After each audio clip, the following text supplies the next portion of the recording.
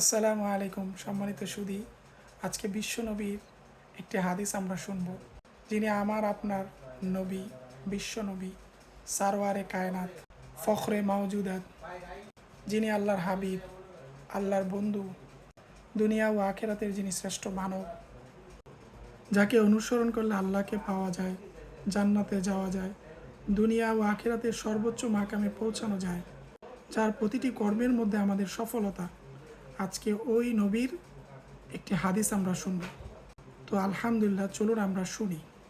আল্লাহ রাসূল বলেন, এই পৃথিবীতে আমার তিনটা জিনিস সবচাইতে বেশি প্রিয়। কয়টা জিনিস? তিনটা।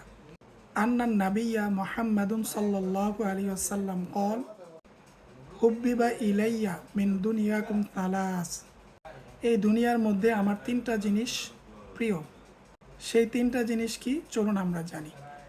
আত্তিবু ওয়ান নিসাউ ওয়া জুইলাত কুররাতু আইনি ফিস সালাহ। এক নাম্বার, আত্তিবু, সুগন্ধি, যেটাকে আমরা আতর বা পারফিউম বলে চিনি।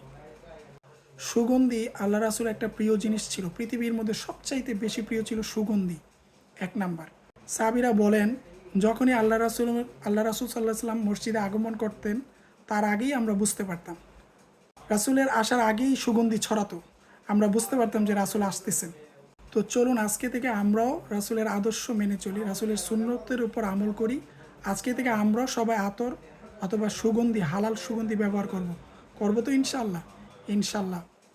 ওয়ান নিসা, নারী, মানে আল্লাহ রাসূলের স্ত্রীগণ। আল্লাহ রাসূলের দ্বিতীয় প্রিয় জিনিস ছিলেন পৃথিবীর মধ্যে তার স্ত্রীরা। তো আমাদের জীবনেও রাসূলের আদর্শ মানতে হবে। আল্লাহকে পেতে হলে, জান্নাতে যেতে হলে, দুনিয়ার সফলতা অর্জন করতে। তো আমরাও যারা বিবাহিত আছি, আমরাও আমাদের স্ত্রীকে ভালোবাসবো, কারণ রাসূল সাল্লাল্লাহু আলাইহি ওয়াসাল্লাম ভালোবেসেছেন।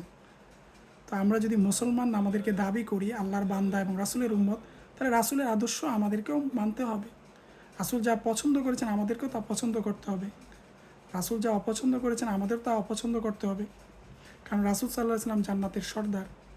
রাসূলের কথা মানলে আল্লাহর কথা মানা হয়। তো অবশ্যই আমাদেরকে রাসূলকে মানতে হবে, অনুসরণ করতে হবে। আল্লাহ তাআলা পবিত্র কোরআনে বলেন, কুল ইন কুনতুম তুহিব্বুনাল্লাহ ফাত্তাবিউনি ইউহিব্বুকুমুল্লাহ। সূরা ইমরানের মধ্যে আল্লাহ বলেন, কুল ইন কুনতুম তুহিব্বুনাল্লাহ।